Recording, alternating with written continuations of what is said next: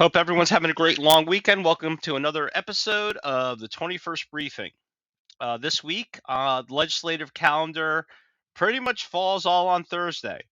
And we're going to look at five big buckets: EMS, energy, AI, licensing, workforce regs, agriculture, and local economies. First is EMS. And last week on the briefing, we talked about S1772, which was about taking a look at EMS services from a statewide perspective, developing a plan around that. Today, or this week rather, the assembly companions on the calendar, A2384.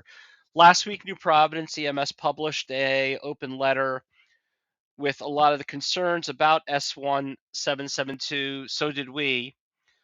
And the concerns really had to do with, it's not really a bad thing to take a step back and look at sort of EMS services in the state. It's necessary as developments are rising, training needs, response times, staff are all getting taxed.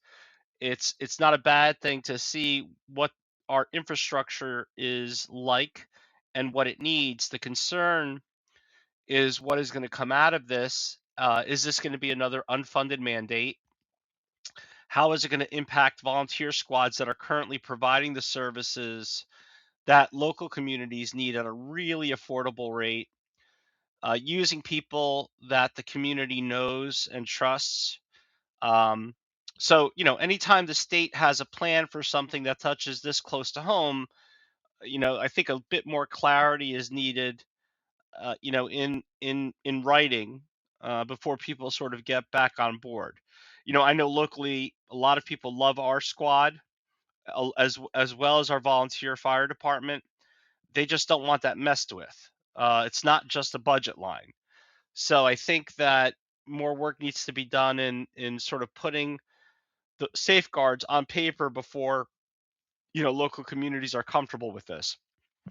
We're going to move on to the Assembly Public Safety and Preparedness Committee. It has a bunch of public safety bills as well. A124 upgrades some of the assaults against state-employed civil investigators. A4235 requires private detectives to register foreign employers with the state police. And A4687 deals with local government acquisition or purchase of firefighting apparatus and equipment. So those are just a bunch of other bills that connect to public safety. Moving to energy, which is in our second bucket. Assembly Telecom and Utilities has a bunch of major energy bills on the table. The first is a distributed battery storage bill. The next is advanced nuclear procurement. Third is natural gas modernization. And lastly, a bill dealing with affordable power purchase agreements. Those are all pretty big areas. So this stuff connects to what you're paying for energy at the household level, what your taxes look like on the municipal level, because towns have to pay for it, school budgets, sewer systems, police departments, all that stuff.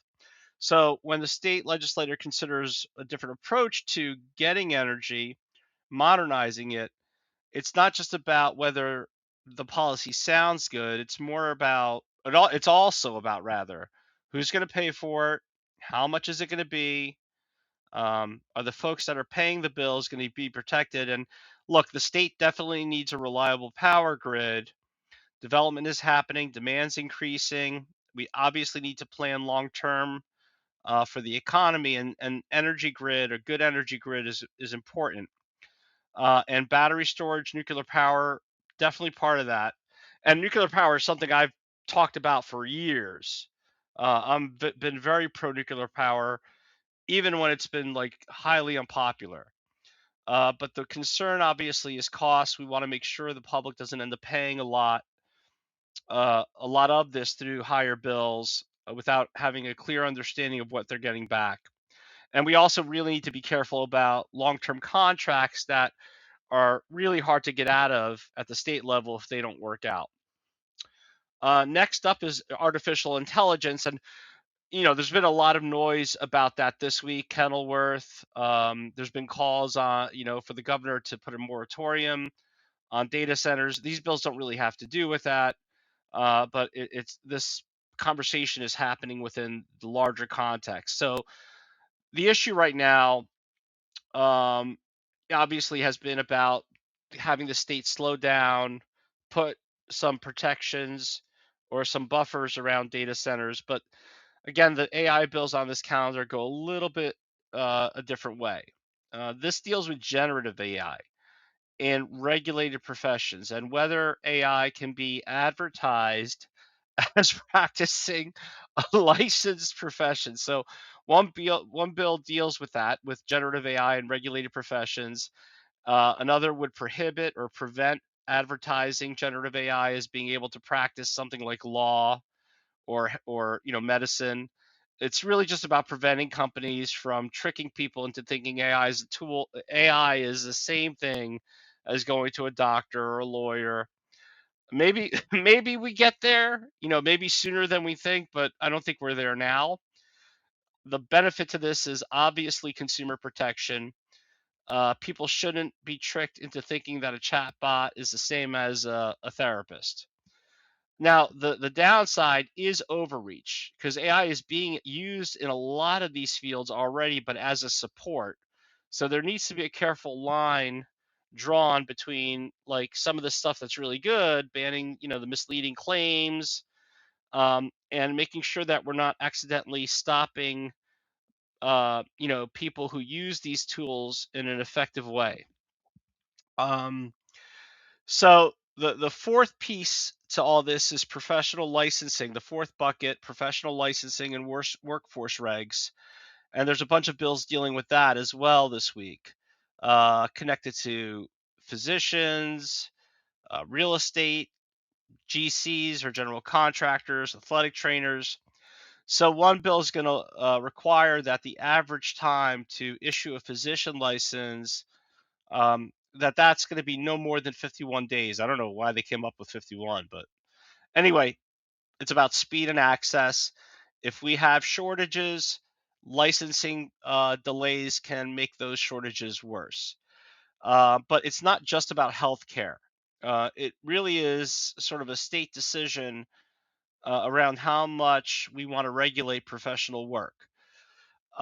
So one bill, A3899, is about GCs. It's the General Contractor Licensing Act, and the upside, obviously, is that this would strengthen consumer protection in an area that a lot of people get very nervous about. You know, home repairs, renovations, construction, all that stuff can be really expensive to dispute with not a lot of options. So that bill definitely speaks to that need. Um, it's a protection against contractors who just do shoddy work, defraud people, operate without any real accountability. But it also raises the usual question we see in our state: when does this become another layer of cost or paperwork? Is this going to? So while we want protections, the concern obviously is how much money is this going to add to the bill? A lot of the folks that are doing this stuff are small operators. They're like one, maybe that's an issue too, but they're one person outfits. Some of these are family businesses. Some of these guys are just trying to stay above water where the cost of business is already high. So there needs to be a really careful balance with this because housing in this state is already expensive. Um, and questions that they have to answer, like what are the requirements? What are the fees? What are the penalties? How easy is it for someone already doing the work legitimately to comply? Is there going to be a grandfather? Um, does the bill actually target bad actors, or just does it make life harder for everybody? Another bill, A4947, deals with CE, or continuing education requirements for real estate. Again, benefit is consumer protection. Obviously, real estate's a complicated, expensive, high stake um, situation for people, whether you're selling or buying. And folks depend on the people who are sort of overseeing these transactions to understand the rules, the paperwork, markets, and obviously the concern is whether additional CEs are going to actually improve um, that. You know, uh, I mean, well, I'm going to leave that at that. You know, it's really just kind of taking a class. Is that really going to help uh, make those things better?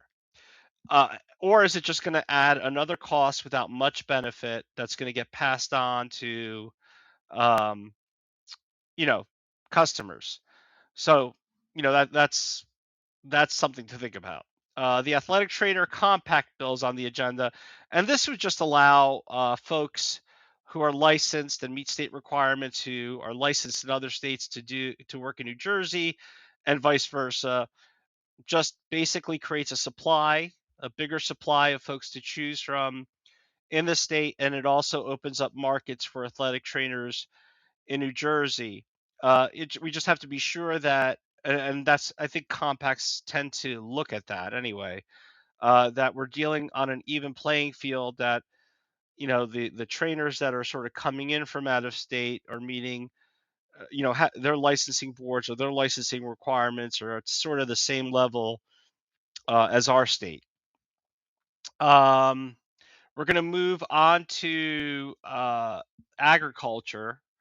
And another bill that's going to be, or it's not so much, well, there's going to be testimony on, you know, gas and fertilizer costs on local farmers, but the bill on there is A4029, and that's going to allow the county agricultural development board or boards to purchase supplies for sale to farmers. So they buy it in bulk and they sell it back out. And obviously the benefit is pretty straightforward. It's kind of like Costco, buy a lot, lower price. You could also negotiate rates a lot better, and that's going to benefit farmers because they get better pricing.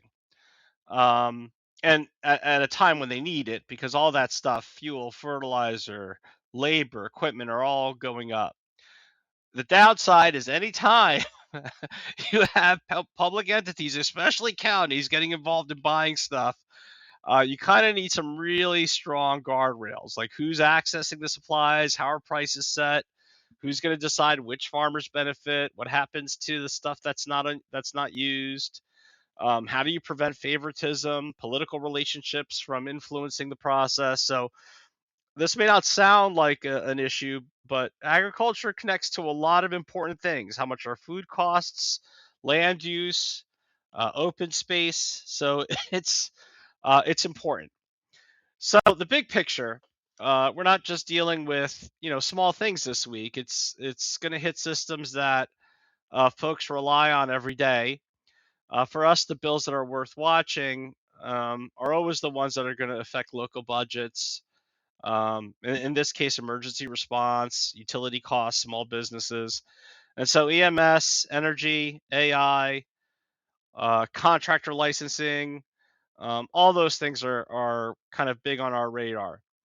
The key question really for all of these bills is, does it really solve a problem? Does it do that in a way that's clear to folks, and clear meaning like clear in where the money's coming from, what it's actually going to look like, what is it accountable to? Anyway, and those are always the questions, right? Have a great week. See you next Monday or Sunday, whenever we publish the next one.